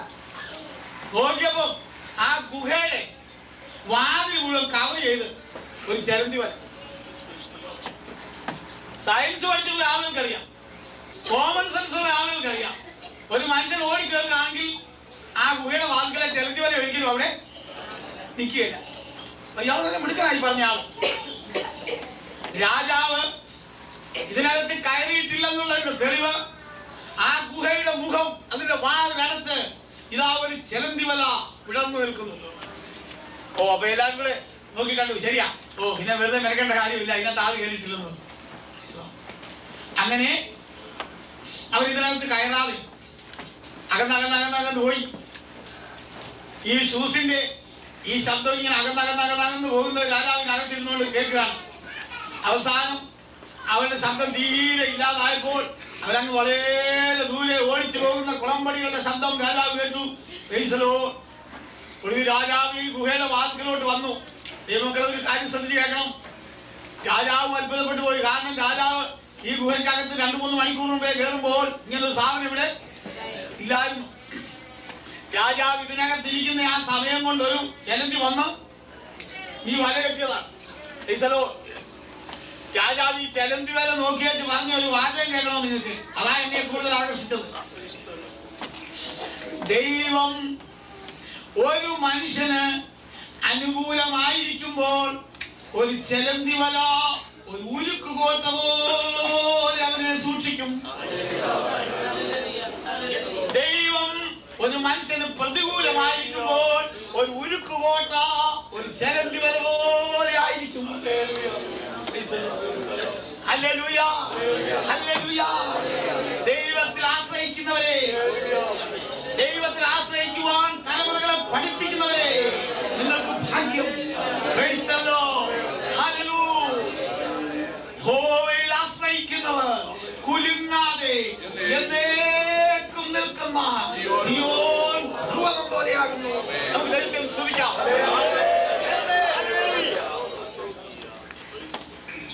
ഞാൻ വളരെ ചെറുപ്പത്തിലെ രക്ഷിക്കപ്പെട്ടത് കൊണ്ട് എനിക്ക് ഭാഗ്യമായി. ഞാൻ ഞങ്ങളൊക്കെ പറയാറുണ്ട്, ഞാൻ ചെറുപ്പത്തിലെ രക്ഷിക്കപ്പെട്ടു പോയതുകൊണ്ട് എനിക്ക് ഒരു കുറവേ പറ്റിയിട്ടുള്ളൂ. വലിയ കുത്തുകേസിന്റെ കൊലപാതകത്തിന്റെ ഒന്നും സാക്ഷ്യം പറയാൻ സാധിക്കുന്നില്ല എന്നുള്ളത് ഒഴിച്ചാൽ ഞാൻ ഭാഗ്യമായി. ചില മാരകമായ പാപങ്ങളൊക്കെ ചെയ്തിട്ട് അതിൽ നിന്ന് രക്ഷപ്പെട്ടു എന്നുള്ള അത് ഗാഥകളൊന്നും സൃഷ്ടിക്കാൻ എനിക്ക് കഴിഞ്ഞിട്ടില്ലെന്നേ ഉള്ളൂ. എന്റെ ചെറിയ പ്രായത്തിൽ തന്നെ കർത്താവിനെ രക്ഷകനായി ഞാൻ സന്തോഷിക്കുന്നു. ഞാൻ ഓർക്കുന്നു, ഞാൻ സ്കൂളിൽ പഠിക്കുന്ന കാലത്തും എനിക്ക് എല്ലാവരോടും സ്നേഹമായിരുന്നു. ഞാൻ എല്ലാവരുടെയും ഒരു ഫ്രണ്ടായിരുന്നു. എന്റെ അധ്യാപകന്മാരുടെയും അതുപോലെ തന്നെ എന്റെ സഹവിദ്യാർത്ഥികളുടെ എല്ലാം സ്നേഹിതരായിരുന്നു. പക്ഷെ എനിക്ക് പ്രത്യേക കൂട്ടുകെട്ടൊന്നും ഇല്ല. കൂട്ടുകെട്ടെന്ന് പറഞ്ഞാൽ അതെനിക്കില്ലായിരുന്നു. ഞാൻ പലപ്പോഴും സ്കൂളിൽ പോകുമ്പോൾ ഞാൻ ഒറ്റയ്ക്ക് പോകുമായിരുന്നു. മനഃപൂർവ്വം കൂട്ടുകാരിൽ നിന്ന് അകന്ന് ഞാൻ ഒറ്റയ്ക്ക് നടക്കുമായിരുന്നു. അത് മറ്റൊന്നിനുമല്ല, എനിക്ക് തന്നെ ദൈവത്തോട് പ്രാർത്ഥിച്ചുകൊണ്ട് പോകാനായി. Praise the Lord, hallelujah. ദൈവാശ്രയം വലിയൊരു വിഷയമാണെന്ന് എങ്ങനെ ഒരു ആശയം ദൈവം എന്റെ അകത്ത് അടിച്ചു കഴിഞ്ഞു. അത് ഇന്ന് രാത്രി വരെ പോയിട്ടില്ല. Price the Lord. അതിനേക്കാൾ വലിയൊരു വിഷയവുമില്ല. യാക്കോബായ സഭയിൽ ഒരു മനോഹരമായ ഗീതമുണ്ട്. ആ ഗീതത്തിന്റെ സുറിയാനി ഗീതത്തിന്റെ മലയാളത്തിന്റെ ഒരു ഭാഗം മാത്രം ഞാൻ ചൊല്ലിക്കാം. എല്ലാം ഞാൻ പരിശോധിച്ച് ദൈവാശ്രയം അതിനേക്കായിൽ വലുതായിട്ടില്ലൊന്നും അതിൽ പ്രിയൻ താൻ ധന്യൻ. Price the Lord. ഞാൻ എല്ലാ വിഷയങ്ങളും പഠിച്ചിട്ടും ദൈവാശ്രയത്തെക്കാൾ വലിയൊരു വിഷയമില്ലെന്ന് പ്രൈസ് ദി ലോർഡ് ഞാൻ മനസ്സിലാക്കി. അതിൽ പ്രിയം വെക്കുന്നവൻ ഭാഗ്യവാൻ. അത് കഴിഞ്ഞിട്ട് ആ ഗീതത്തിൽ പിന്നെ താഴോട്ട് പറയുന്നത്, ഈ ദൈവഭക്തിയെ ചിലർ സ്നേഹിച്ചു. ആര്? യൗസേപ്പിനെ സ്നേഹിച്ചു. പാപങ്ങളിൽ നിന്ന് അവൻ രക്ഷപ്പെട്ടു. അവൻ മിസ്രയീമിലെ മന്ത്രിയായി തീർന്നു. മോശ ഇതിനെ സ്നേഹിച്ചു, ദൈവഭക്തിയെ തെരഞ്ഞെടുത്തു, അവൻ ജനത്തെ വിടുവിച്ചു. അവൻ ന്യായപ്രമാണത്തിന്റെ മധ്യസ്ഥനായി തീർന്നു. ഏലിയാവ് ഇതിനെ സ്നേഹിച്ചു, ഇസ്രായേലിനെ ശാസകനായി തീർന്നു. മരണം കാണാതെ അവൻ ഉയരത്തിലേക്ക് എടുക്കപ്പെട്ടു. ദൈവഭക്തിയെ പിടിച്ചവരെല്ലാവരും ഭാഗ്യശാലികളായി തീർന്നു. അതേസമയം തന്നെ ഈ ലോകത്തിലെ ധനധാന്യങ്ങൾക്ക് വേണ്ടി ജീവിതം അർപ്പിച്ച ആളുകളുണ്ടല്ലോ, അവരെല്ലാം ഒരു നാടൻ പാടിയെ പറഞ്ഞാൽ മഞ്ഞളിച്ചിട്ട്.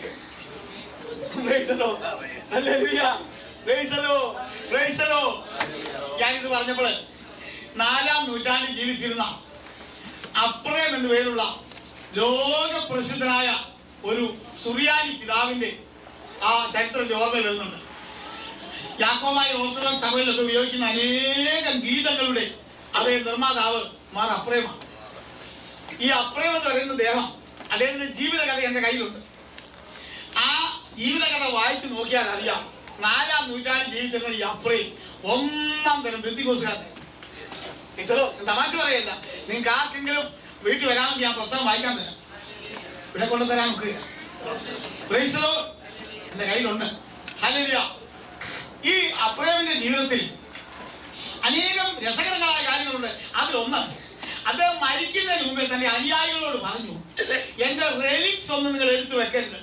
എന്ന് പറഞ്ഞാൽ ഓർമ്മയ്ക്ക് വേണ്ടി എന്റെ ശരീരത്തിന്റെയോ എന്റെ വസ്ത്രത്തിന്റെയോ എന്റെ കിടക്കയുടെയോ ഭാഗമൊന്നും പുണ്യവസ്തുക്കളായി നിങ്ങൾ എടുത്തു വെക്കരുത്. ഞാൻ വെറും ഒരു സാധാരണ മനുഷ്യനാണ് എന്ന് താനെ പറഞ്ഞ് അവരെ ഫലമേൽപ്പിച്ചു. ആ പുസ്തകത്തിൽ അതിന്റെ അടുത്ത പേജിൽ എഴുതിയിട്ടുണ്ട്, അദ്ദേഹം മരിച്ചപ്പോൾ അദ്ദേഹത്തിന്റെ അസ്ഥികളെ അവിടുന്ന് വേറെ എടുത്തോണ്ട് പോകും.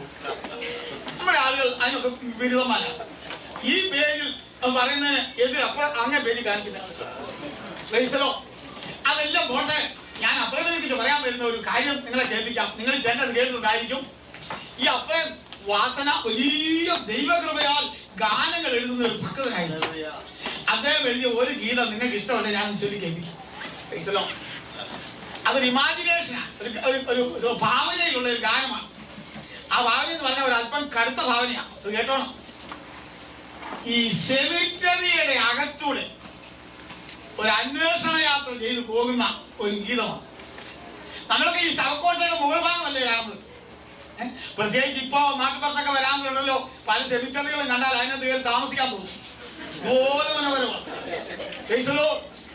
2 മാസം തീയതിയൊക്കെ അതിനകത്ത് എഴുതി പെയിന്റ് അടിച്ചിങ്ങനെ വീടിനേക്കാൾ മനോഹരമാക്കിയിരിക്കാൻ.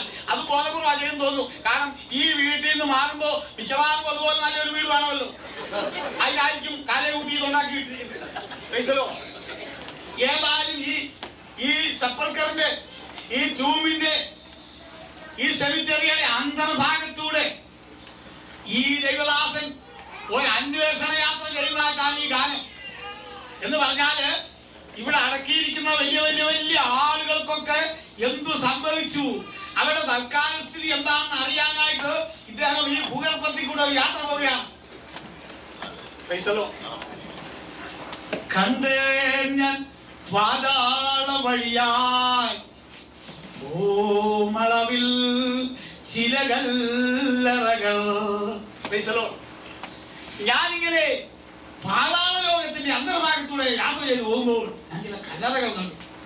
ഞാൻ കണ്ട കല്ലറകൾ ആരെയാണെന്നറിയാമോ? ഉണ്ടവയിൽ തരുണീ മണികൾ, ആലകരും ബലശാലികളും.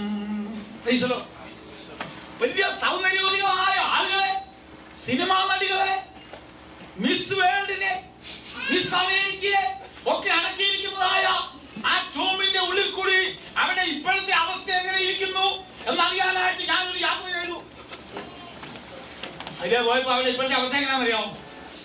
അവർ തൻ രൂപങ്ങൾ മാഞ്ഞു, ആർക്കടക വലയുണ്ടവിടെ. ആർക്കടക വല എന്ന് പറഞ്ഞാൽ ചെറുതി വല. സുന്ദരി അടക്കിയിരിക്കുന്നിടത്ത് അന്ന് സുന്ദരി ഇപ്പൊ എങ്ങനെ ഇരിക്കുന്നു എന്ന് നോക്കിയപ്പം ചെലന്തി വല മാത്രം അവിടെ ഇരിക്കും. വേദനയാലിതു കണ്ടാറേ സ്വന്തം അതിദുഃഖിതം മോചിതനായി. ഇത് കണ്ടപ്പം അപ്പുറം അവിടെ നിന്നുകൊണ്ട് പാടിയതാണ്. ഒന്ന് രണ്ട് വരി കൂടെ പാടി വെച്ചാൽ നിർത്താം. അയ്യോ ഇതുപോലെ എങ്കിൽ സുന്ദരിമാർ അഹങ്കാരമരുതേ. അത് കഴിഞ്ഞപ്പം ദേശത്തെ വലിയ ധനികനെ അടക്കിയിരിക്കുന്ന ഒരു കഥ കണ്ടു. അയാളുടെ ഇപ്പോഴത്തെ അവസ്ഥ എങ്ങനെയാണെന്ന് അറിയാനായിട്ട് അവിടെ ചെന്ന് നോക്കി. അയ്യോ ഇതുപോലെ എങ്കിൽ എന്തിനു നേടും രാജാവേ, ഇതാ നിന്റെ ഗതിയെങ്കിൽ നീ എന്തിനായി ഈ ലോകത്തിലായിരിക്കുമ്പോ ഇതെല്ലാം കൂടെ വാരിക്കൂട്ടിയത്? ഇത്രയും പറഞ്ഞേച്ച് താൻ വിലപിച്ചിട്ട് പോരാത്തതിന് ചോദിന് വിലാപം പാടാൻ അറിയാവുന്ന ഒരാളിനെ അപ്പുറം കൂട്ടിന് വിളിക്കുന്നുണ്ട്. അപ്പുറം ഇങ്ങനെ വേദപുസ്തകത്തിൽ നോക്കിയപ്പോൾ നല്ലപോലെ വീണ വായിച്ച് വിലാപഗാനങ്ങളൊക്കെ പാടാൻ കഴിവുള്ള ദാവീദിനെ ഓർമ്മ വന്നു. ഉടനെ ദാവീദിനെ വിളിച്ചുകൊണ്ട് പറയുന്നതാണ് അതിന്റെ അവസാനം. ദാവീദേ നിൻ വീണയതിൽ ഏവം നീ പാടി പറക. അയ്യോ മനുഷ്യൻ പൂഴിയല്ലോ, തൻ ജീവൻ പുക പോലല്ലോ.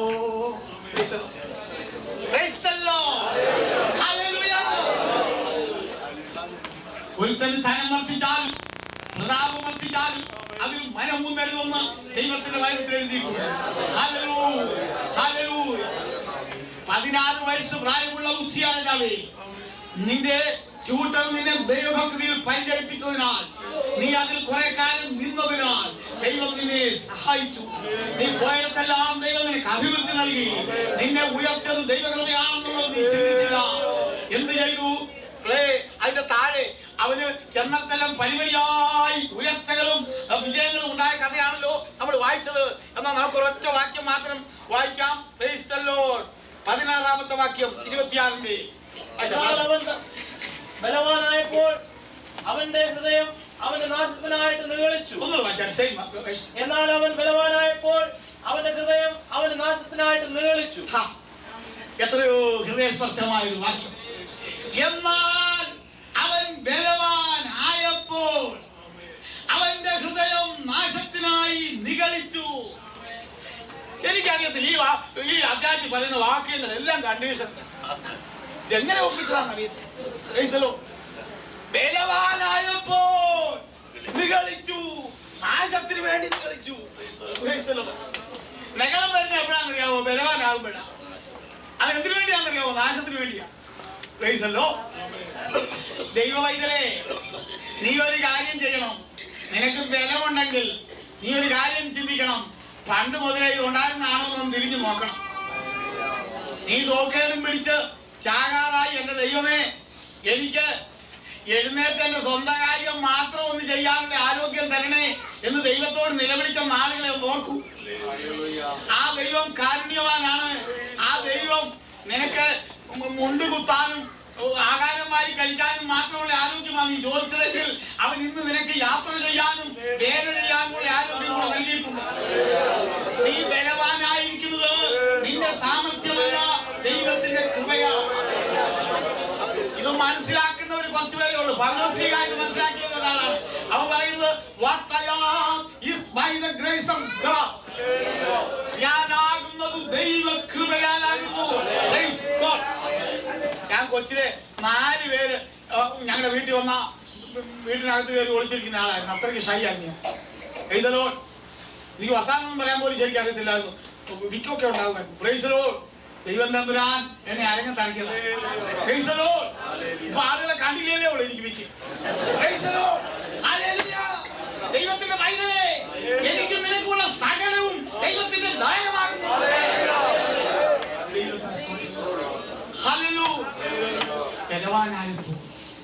പണ്ടൊരിക്കല് ഒരാൾ ഒരു ഗോപുരത്തിന്റെ മുകളിൽ കയറാനായിട്ട് ഒരു വലിയ ഗോവേലിയെ കൂടെ കയറിയതായിട്ട് എവിടെ ഒരു കഥ ഇങ്ങനെ വായിച്ചു കേട്ടിട്ടുണ്ട്. വിനോദകഥയായിരിക്കും. കോണി ചവിട്ടി കയറുന്ന ലാരം. ഇയാൾ ഇതേ കൂടെ കയറി ഈ ഗോപുരത്തിന്റെ മുകളിൽ കയറി, ഗോവേലിയുടെ മുകളിൽ കയറി.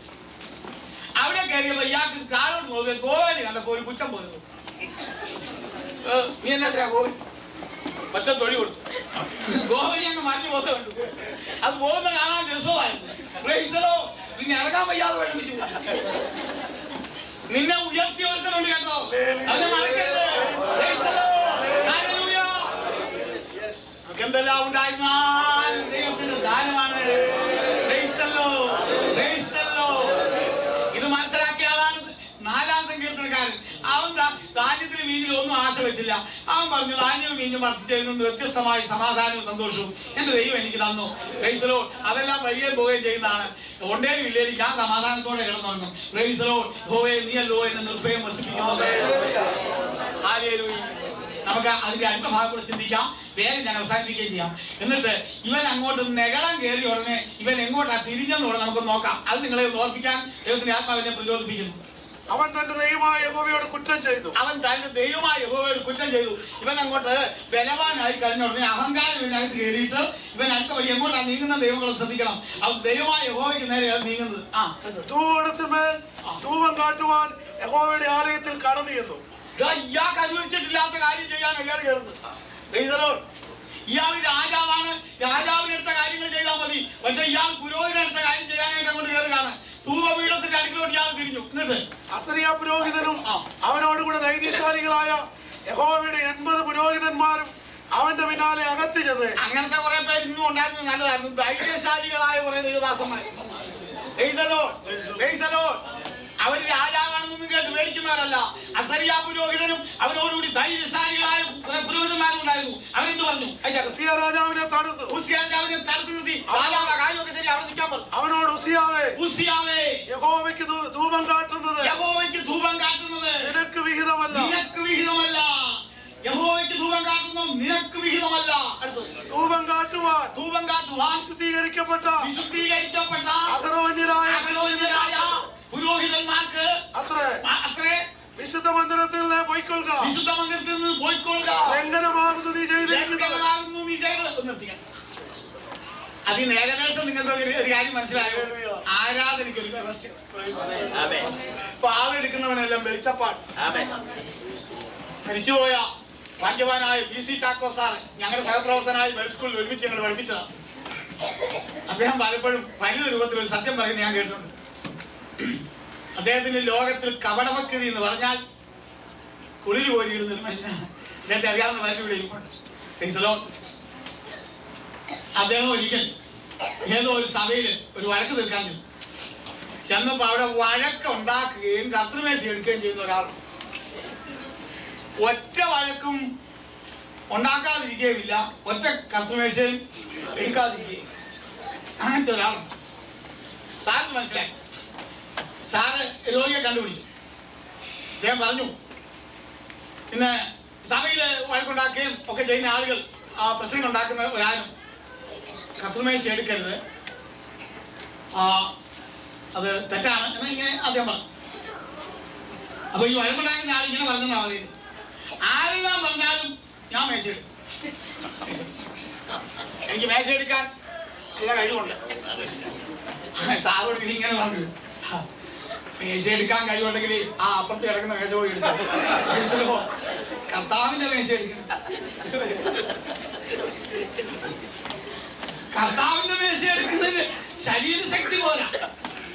അതിന് ക്വാളിഫിക്കേഷൻ വിശുദ്ധിയാണ്, അതിന് ഹോളിനെസ് ആണ്, ആത്മീയ യോഗ്യതയാണ്. ദൈവസന്നിധിയിലെ യോഗ്യത എന്ന് പറയുന്നത് ഹോളിനെസ് ആണ്. ആത്മാവിന്റെ ശുദ്ധീകരണമാണ്, ഹൃദയശുദ്ധിയാണ്, അന്തർഭാഗത്തിലെ സത്യമാണ്, ഹൃദയത്തിലെ അക്ഷയഭൂഷണമായ ഗൂഢവശനാണ്. അതുള്ളവന് മാത്രമേ ദൈവസന്നിധിയോട് അടുക്കാൻ സാധിക്കുകയുള്ളൂ. ഇല്ലാത്തവനെ നാദാബും അബീഹൂബും അഗ്നി കത്തിച്ച് ധൂപം കാട്ടാൻ കയറിയപ്പോൾ ദൈവത്തിന്റെ കോപാഗ്നി അവരെ പിന്തുടർന്ന് കത്തി അവരെ നശിപ്പിച്ചതുപോലെ നമ്മൾ ആരാധന വിഷയത്തിൽ കാണിക്കുന്ന ക്രമക്കേട് വലിയ ദോഷമായി തീരും. ഇന്ന് രാത്രി ഞാൻ എന്റെ മെസ്സേജ് അവസാനിപ്പിക്കുമ്പോൾ നിങ്ങൾ ഇങ്ങനെ പറഞ്ഞ് അവസാനിപ്പിക്കട്ടെ. നമ്മുടെ ജീവിതത്തിൽ നമ്മൾ വളരെ ശ്രദ്ധിക്കേണ്ട ഒരു വിഷയമാണ് ആരാധന. ഇത് പറയുന്നതുകൊണ്ട് ചില എന്ത് അറിയാമോ? ആരാധനയോട് അടുക്കാതിരിക്കുന്ന ചില ആളുകൾ. ഇത്ര ഭയങ്കരമാണ്, അങ്ങോട്ട് അടുക്കുന്നില്ല. നമുക്ക് നോക്കാം. അടുത്ത വാക്യത്തില് അടുത്ത അധ്യായത്തിൽ രസകരമായ സംഭവമുണ്ട്. അത് വായിച്ചാരെങ്കിലും 27-ാം അധ്യായത്തിലെ 2-ാമത്തെ വാക്യം ഒന്ന് വായിച്ചേ. ഈ അപ്പൻ ഉണ്ടായ ഈ അനുഭവം കണ്ട മകൻ എന്തോ ചെയ്തത്? അവൻ തന്നെ അപ്പനായ ഉസിയാവ് ചെയ്തതുപോലെയൊക്കെയും യഹോവയ്ക്ക് പ്രസാദമായത് ചെയ്തുവെങ്കിലും യഹോവയുടെ ആലയത്തിലേക്ക് അവൻ കടന്നിട്ടില്ല. അവന് പേടിയായി. അപ്പൻ ആലയത്തിൽ കയറിക്കൊണ്ട് ഞാൻ ഈ ആലയത്തിലേക്ക് കയറുന്നില്ല. അത് തെറ്റാ. അങ്ങനെ അങ്ങേയറ്റം പോകണ്ട. നിനക്ക് കയറിയാ നിൽക്കാനും ഇടമുണ്ട്. അവിടെ വരെ നീ പോലീസോ. അപ്പൊ ആലയത്തിൽ കയറി നാശം ഉണ്ടായതുകൊണ്ട് ഞാൻ ആലയത്തിലേ കയറുന്നില്ലെന്ന് നോക്കി. ആരാധന വേണ്ടാന്നല്ല നീ വെക്കേണ്ടത്. ആരാധന വ്യവസ്ഥ പ്രകാരം ചെയ്യുവാനാണ്. നമുക്ക് നോക്കാം. ഇങ്ങനെ ഈ അഹ്ലോന്യ പുരോഹിതന്മാര് ആരാധനയുടെ വ്യവസ്ഥകൾ ഇവരോട് പറഞ്ഞു. ഒന്ന്, ദൈവം തമ്പുരാൻ ഓരോരുത്തർക്കും അത് ഇങ്ങനെ അനുവദിച്ചു കൊടുത്തിട്ടുള്ള കാര്യങ്ങളുണ്ട്.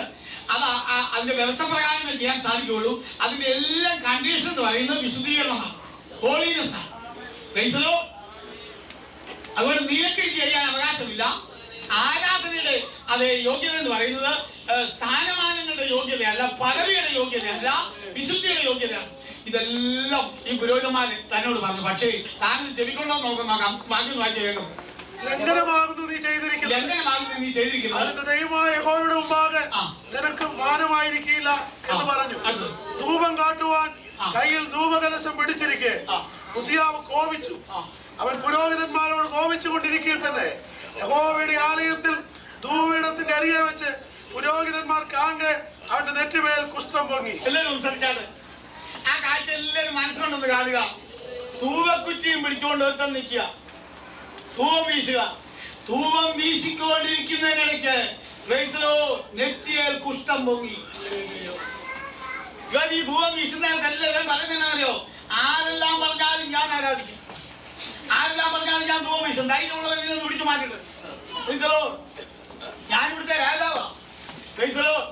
ഇങ്ങനെയൊക്കെയുള്ള ആളുകളോ അനേകരുണ്ട്. കേരളത്തിലുണ്ട്. ഇവിടെ ഉണ്ടോന്ന് അറിയത്തില്ല. ഞാൻ കുറച്ച് ആളുകളുണ്ട് കേരളത്തിലൊക്കെ തന്നെ പറഞ്ഞ് ഞാൻ കേട്ടിട്ടുണ്ട്. ആരെല്ലാം എന്നെ ഇവിടുന്ന് മാറ്റി നിർത്തിയാലും ഞാൻ പോകില്ല. എന്റെ പേര് നടപടി നടത്താൻ ആർക്കും സാധ്യമല്ല. ഞാൻ കൂടെയാണ് ഈ ആലയം പണിത്, ഈ കെട്ടിടം പണിത് ഞാനാണ്. ഇതിന്റെ കൂടുതൽ മുടക്കെനിക്കാണ്. സുഹൃത്തി, അതെല്ലാം ശരിയായിരിക്കും. പക്ഷെ ആരാധിക്കാനുള്ള യോഗ്യത ഇതൊന്നും തലയിൽ കല്ല് വെച്ചോ നടന്നോ ഒന്നും അല്ല. ആരാധിക്കാനുള്ള യോഗ്യത സ്പിരിച്വൽ ക്വാളിഫിക്കേഷൻ. സൗമ്യതയും സ്നേഹവും സാവധാനതയും ക്ഷമയും സഹിഷ്ണുതയും ഇതൊക്കെയാണ്. അല്ലാതെ വേറെ ഒന്നുമല്ല. ഞാൻ പലപ്പോഴും പറയാറുണ്ട്, ഓരോ കാര്യത്തിനും അതതിന്റെ യോഗ്യതയുണ്ട്. നമ്മുടെ വീട്ടിലെ ഈ മരം വെട്ടാൻ ഒരാളിനെ വിളിക്കുമ്പോഴേ, മരം വെട്ടിയിടാനായിട്ട് വിളിക്കുമ്പോൾ ഞാൻ കേരളത്തിലെ ഭാഷയിൽ പറയാം, ആരെങ്കിലും മുൻഗണന കൊടുക്കുന്ന ഇതാണോ? മരം വെട്ടുകാരന്റെ മുൻഗണന നല്ല സ്വഭാവമാണോ? നല്ല സ്വഭാവമുള്ളവനാണോ? അതല്ല ആദ്യം ചിന്തിക്കുന്നത്. പാറ പൊട്ടിക്കാൻ ഒരുത്തിനെ വിളിക്കുമ്പോ അവൻ ഇംഗ്ലീഷ് അറിയാമോ? അതല്ല ഒന്നാമത്തെ വിഷയം. ഓരോ കാര്യത്തിനും നമ്മൾ ഓരോരുത്തരും നിയോഗിക്കുമ്പോൾ അതിന് ഒന്നാമത് എംഫസിസ് കൊടുക്കേണ്ട വിഷയങ്ങളുണ്ട്. ആത്മീയന്റെ ഒന്നാമത്തെ എംഫസിസ് എന്ന് പറയുന്നത് ഉടുപ്പല്ല, അവന്റെ ഭാഷയല്ല, അവന്റെ ഹൃദയമാണ്. ദൈവം ഒന്നാമത് നോക്കുന്ന അതാണ്, അവന്റെ അന്തർഭാഗമാണ്, അകത്തെ മനുഷ്യനാണ്. ദൈവം നോക്കുന്നത് ഹോളിനെസ് ആണ്, വിശുദ്ധിയാണ്. പൗലോസ്ലീഹ ഈ വെളിപ്പാടുകളെ ആധിക്യം പ്രാപിച്ചിട്ട് എല്ലാം മനസ്സിലാക്കി കഴിഞ്ഞിട്ട് ഏറ്റവും തനിക്ക് കിട്ടിയ വെളിപ്പാടുകൾ മുഴുവൻ കൂടെ കോൺസെൻട്രേറ്റ് ചെയ്ത് ഒരു ഗുളികയാക്കി നമുക്ക് തന്നിരിക്കുന്നത് നിങ്ങൾക്ക് കേൾക്കണമോ? സകലവും ഞാൻ പ്രാപിച്ചാലും ദൈവസ്നേഹം എന്നിൽ ഓടുന്നില്ലെങ്കിൽ വെറുതെയാണ്, വെറുതെയാണ്. എല്ലാം ഒതുക്കി പറയുന്ന അവസാനത്തെ വാക്ക് സ്നേഹമാണ്, ദൈവസ്നേഹം. ഞാനൊരു കാര്യം കൂടെ പറയാം. ദൈവം എന്നെ പഠിപ്പിച്ച പറയാം, എനിക്ക് ദൈവസ്നേഹം എന്റെ ഉള്ളിലുണ്ടെങ്കിൽ മാത്രമേ എനിക്ക് ദൈവകൽപ്പനകൾ അനുസരിപ്പാൻ കഴിയൂ. പൗലോസ്ലീഹയോട് ആരെങ്കിലും ചോദിച്ചേ, അന്ന് ഇത്രയേറെ കഷ്ടങ്ങൾ സഹിക്കുന്നതിന്റെ പുറകിലൂടെ ആ മോട്ടീവ് പവർ എന്താണ്? പക്ഷെ അദ്ദേഹം പറയുന്നത് ദൈവസ്നേഹം എന്നെ നിർബന്ധിക്കുന്നു. ആ 1 Corinthians 13 വായിച്ചു നോക്കൂ. എല്ലാം വിശ്വസിക്കുന്നു, എന്ത് സ്നേഹം! എല്ലാം പൊറുക്കുന്നു, എന്ത് സ്നേഹം! എല്ലാം ക്ഷമിക്കുന്നു, സ്നേഹം! ദോഷം കണക്കിടുന്നില്ല, കാരണം സ്നേഹം! തള്ളേണ്ടതിനെല്ലാം തള്ളുന്നു,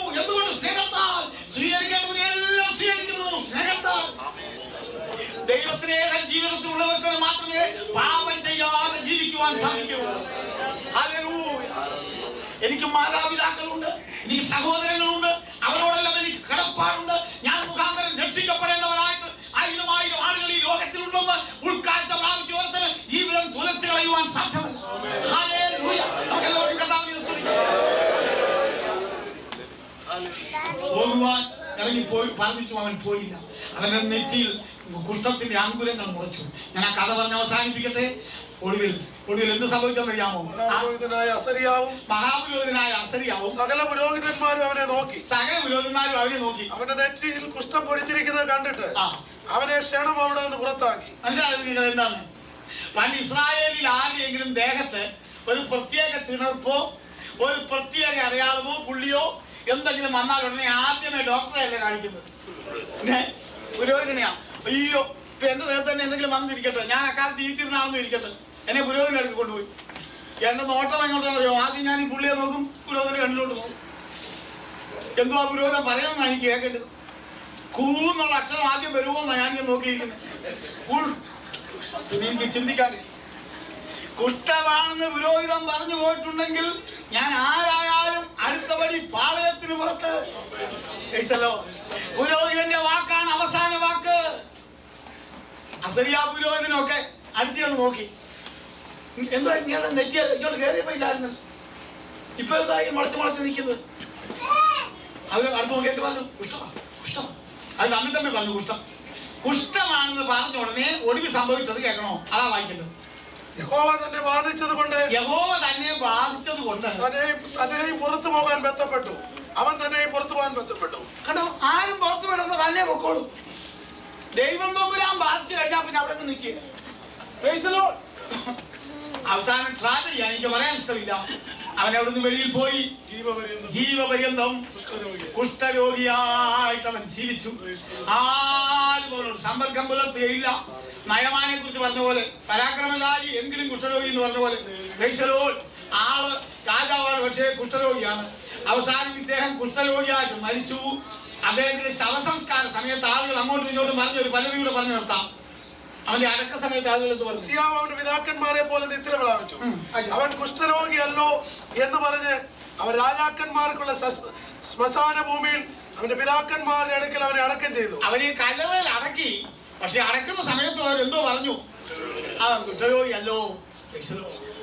ദൈവങ്ങളെ സങ്കടത്തോടെ ചിന്തിക്കേണ്ട ഒരു കാര്യമാണ്. ദൈവകൃപയിൽ ആരംഭിച്ചതാണ്.